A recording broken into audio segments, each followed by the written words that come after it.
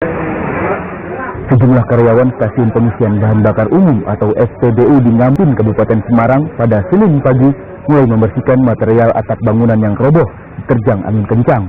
Mengingat sebagian kondisi SPBU mengalami kerusakan, seluruh kegiatan operasional dihentikan sementara hingga proses renovasi selesai. Meskipun tidak ada korban jiwa, seorang petugas SPBU di Jalan Raya Magelang, Semarang ini menderita luka ringan.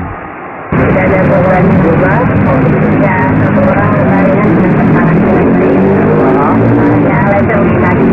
Kita mungkin beberapa hari ke depan menghentikan operasional, mungkin untuk perbaikan renovasi. Akibat musibah ini, kerugian materi pengelola SPBU ditaksir mencapai ratusan juta rupiah. Yulianto melaporkan dari Kabupaten Semarang. Sebelumnya diberitakan angin kencang menerjang Stasiun Pengisian Bahan Bakar Umum atau SPBU di Ngampin, Kabupaten Semarang pada Minggu sore. Meskipun tidak ada korban jiwa dalam bencana ini, kerugian ditaksir mencapai ratusan juta rupiah.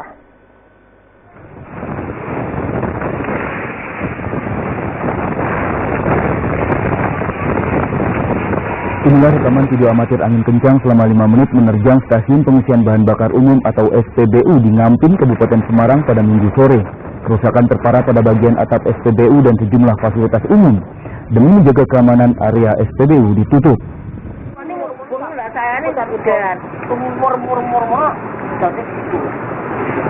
Berapa menit? 5 menit. Terus pasir kebir kabeh, bundane keluar mentratin jalan, lawange Muter ya Pak ya? yang muter. Oh, muter. Terus? Mobil kok harus di atas itu ada plastik kawur. Naik semua ya? Iya. SPBU-nya rusak ya? Ada rumah warganya juga? Meskipun tidak ada korban jiwa dalam bencana ini, kerugian ditaksir mencapai ratusan juta rupiah. Yulianto melaporkan dari Kabupaten Semarang. Belasan rumah di Kabupaten Semarang diterjang angin kencang. Tim Badan Penanggulangan Bencana Daerah BPBD Kabupaten Semarang bersama sebagian warga melakukan evakuasi dan perbaikan kerusakan. Ya Allah, ketangin naik gedenya bro, astagfirullahaladzim. Ya Allah, astagfirullahaladzim. Dari video amatir, tampak angin kencang menerjang Kelurahan Ngampin, Kabupaten Semarang pada Minggu sore. Akibatnya 14 rumah rusak dan sebuah pohon kelapa roboh. Keesokan harinya atau pada Senin pagi, Tim Badan Penanggulangan Bencana Daerah BPBD Kabupaten Semarang bersama sebagian warga melakukan evakuasi sekaligus perbaikan kerusakan. Cuaca naik langsung tiba-tiba mas. Tiba-tiba langsung angin langsung gede. Jadi ini akan di situ di dalam warung. Kami nggak tahu. Tiba-tiba langsung besar. Ini sudah hilang semua mas. Paling parah mungkin sini ya mas. Ini galvalum ini terbang sama itu pohon kelapa tumbang. Hingga kini petugas BPBD Kabupaten Semarang masih memeriksa data kerusakan akibat terjangan angin kencang. Yulianto melaporkan dari Kabupaten Semarang. Ya, kita ke informasi selanjutnya. Jumlah pengungsi bencana tanah bergerak di Dusun Keranjang Lor, Desa Sidosari, Kabupaten Magelang hingga kini masih menempati balai desa. Tim Badan Penanggulangan Bencana Daerah BPBD Kabupaten Magelang membentuk dapur umum di lokasi pengungsian. Tim Badan Penanggulangan Bencana Daerah BPBD Kabupaten Magelang membentuk dapur umum di lokasi pengungsian tanah bergerak Dusun Keranjang Lor, Desa Sidosari. Dapur umum ini melayani kebutuhan makan dan minum ratusan pengungsi bersama petugas. Para ibu rumah tangga bergiliran memasak selama 24 jam. Ada 350 porsi disiapkan untuk sekali pelayanan konsumsi. Dapur umum BPBD Kabupaten Magelang kita buka untuk melayani pengungsi dan juga relawan TNI Polri.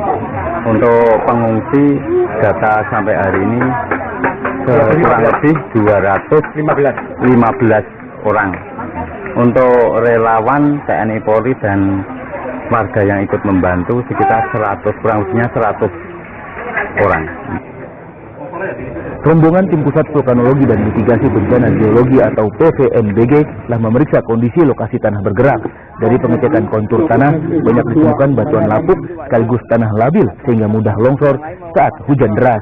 Kajian sementara hasil dari kajian tadi pagi dan siang, jadi memang kondisi di sini boleh dikatakan morfologinya relatif tidak stabil gitu. Jadi berdasarkan peta zona kerentanan gerakan tanah yang Badan Geologi terbitkan bahwa memang daerah sini berada pada zona merah. Ditambah kondisi geologi dari batuannya yang sudah relatif lapuk, kemudian dipicu dengan kebetulan kemarin hujannya curah hujan yang cukup tinggi, itu adalah salah satu yang menyebabkan terjadinya longsor di sekitar sini. Dari hasil pantauan ini himbauan untuk mungkin pemerintah setempat atau BPBD gimana Pak? Ya mungkin untuk BPBD dan masyarakat terutama untuk yang bermukim di sekitar sini, terutama mereka yang atau berada di sekitar lereng yang terjal ini, baik yang ada di atasnya maupun yang di bawah itu sebaiknya sementara mengungsi, terutama jika terjadi hujan yang cukup lama dan curah hujan yang cukup besar tinggi. Ya. Bentuk rumah retak-retak itu seperti apa bisa dijelaskan? Iya, memang kalau kita lihat bahwa rumah yang retak itu mengikuti pola dari morfologinya di sini, jadi memang membentuk suatu kelurusan di mana hampir semua rumah yang retak-retak itu posisinya berada lebih kurang 10 meter dari tebing yang terjal. Keretakan dinding dan lantai 72 rumah warga di perbukitan Menoreh ini terjadi sejak Kamis silam, dipicu hujan deras hingga tanah bergerak. Mayoritas warga mulai mengungsi ke balai desa setempat pada Sabtu malam karena khawatir longsor. Wahyu Diono melaporkan dari Kabupaten Magelang.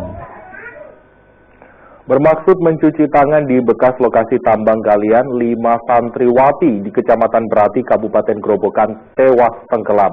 Seorang pengasuh pesantren yang melakukan pertolongan juga tewas tenggelam. Nasib naas dialami 5 santriwati Pondok Pesantren Al-Latifiyah di Kecamatan Berati, Kabupaten Grobogan, Jawa Tengah. Mereka tewas tenggelam di tambang galian C, desa setempat. Insiden terjadi saat para korban bersama teman-temannya melaksanakan kerja bakti di lingkungan sekolah yang masih satu yayasan dengan pondok pesantren. Usai kerja bakti, kelimanya menuju lokasi galian C, tak jauh dari lokasi kerja bakti untuk cuci tangan. Namun, saat berada di cekungan galian yang bersih air, salah seorang santriwati tenggelam. Naas, keempat santriwati lain yang mencoba menolong ikut tenggelam. Tragedi kian bertambah saat seorang pengasuh pondok pesantren Kyai Wahyudi berusaha menolong, akhirnya juga ikut tenggelam. Di tengah kepanikan, 2 santriwati lain yang melihat musibah itu mencoba melakukan pertolongan. Keduanya nyaris tenggelam, namun berhasil diselamatkan warga. Santri ini dipimpin oleh Pak Yai ini melaksanakan kerja bakti atau bersih-bersih. Mungkin setelah itu kotor, ada air di situ, ya cuci, tidak tahunya dalam karena masih anak-anak. Sudah olah TKP? Untuk olah TKP sudah tadi bersama dengan Polres. Setelah seluruh korban berhasil dievakuasi, polisi memberi garis pembatas di lokasi galian C. Arif Nur melaporkan dari Grobogan, Jawa Tengah.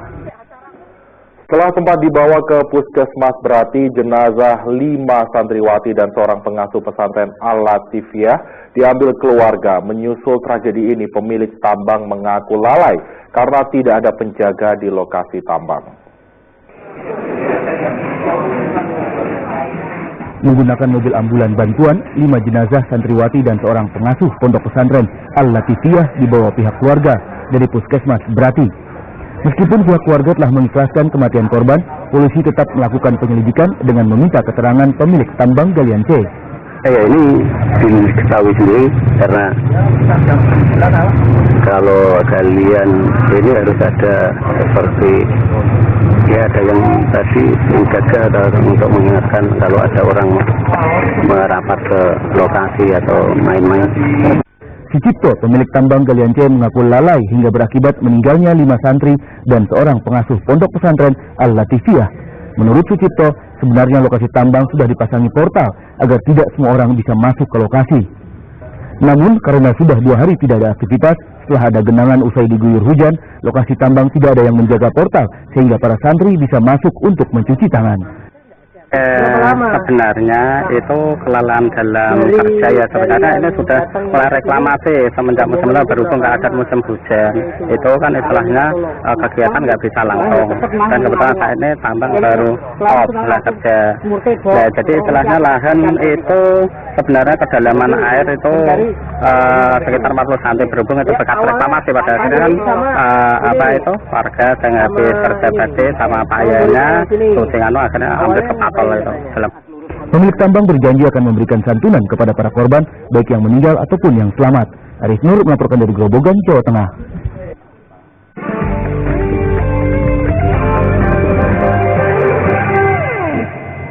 Kembali kami sampaikan berita Semarang Utama hari ini. Sehari setelah terjangan angin kencang, sejumlah karyawan stasiun pengisian bahan bakar umum atau SPBU di Ngampin, Kabupaten Semarang, mulai membersihkan material atap bangunan yang roboh. Belasan rumah di Kelurahan Ngampin, Kabupaten Semarang, rusak diterjang angin kencang.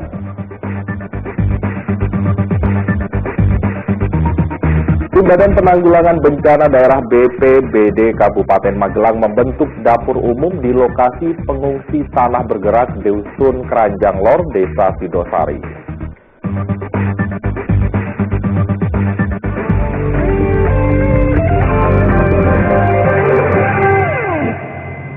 Polisi meringkus 2 pembacok seorang penghuni Rusunawa Kaligawe, Kota Semarang. Pembacokan dipicu perseteruan 2 kelompok remaja yang saling tantang di media sosial.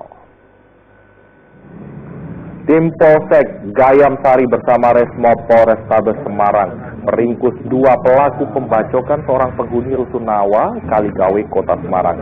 Dari penangkapan kedua tersangka, polisi menyita 2 celurit dan jaket saat pembacokan.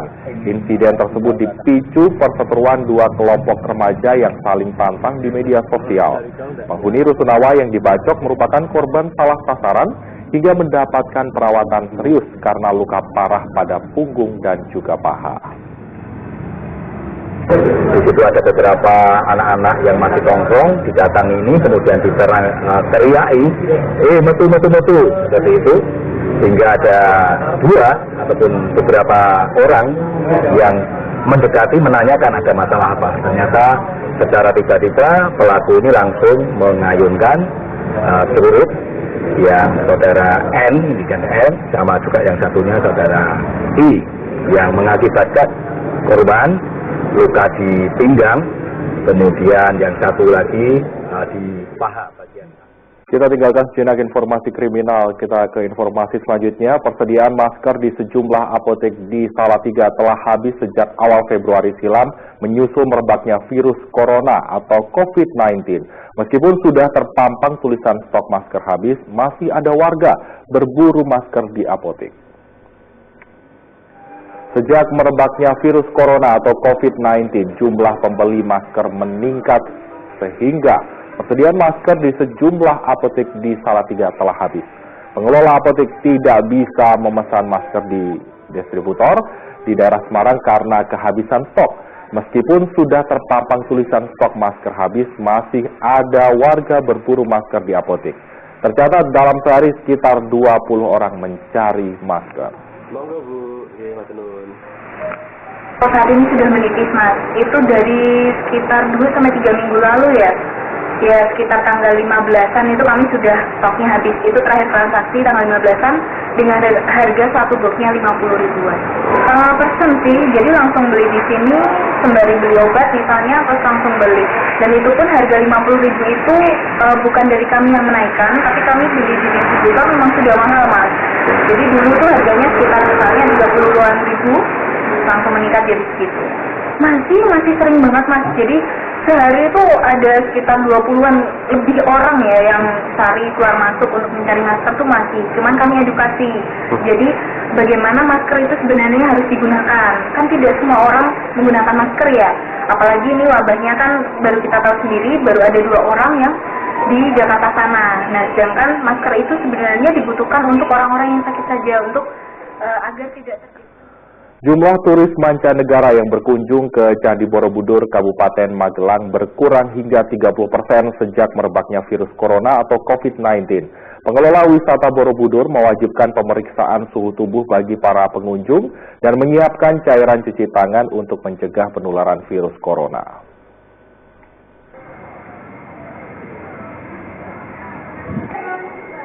Sejak merebaknya virus corona atau COVID-19, pengelola Taman Wisata Candi Borobudur Kabupaten Magelang mewajibkan pemeriksaan suhu tubuh bagi para pengunjung dan menyiapkan cairan cuci tangan.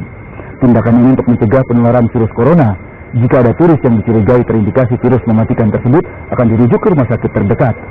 Pertama, wisatawan datang itu pastinya mesti akan dicek suhunya ya. Suhunya itu dengan thermal scanner ya. Kita biasa yang dilakukan sudah ada. Kemudian mereka juga di beberapa titik di lokasi candi juga ada hand sanitizer untuk tangan dan sebagainya. Kemudian kalau nanti terjadi ada indikasi dia suhu tubuhnya meningkat, kita akan mengisolasi ya Pak ya. Nanti akan dicek ulang oleh tenaga medis di satu ruangan khusus. Jika memang itu dianggap tidak bisa untuk dilanjutkan masuk ke dalam ya, dia diarahkan untuk kita bawa kita rujuk ke rumah sakit terdekat. Seiring munculnya virus corona dalam sebulan terakhir, pengelola wisata 3 candi yaitu Borobudur, Prambanan, serta Ratu Boko mengakui terjadi penurunan jumlah kunjungan turis asing hingga 30% dibandingkan tahun 2019. Menurunnya jumlah pengunjung memicu pendapatan pengelola Candi Borobudur berkurang. Wahyu Diono melaporkan dari Kabupaten Magelang.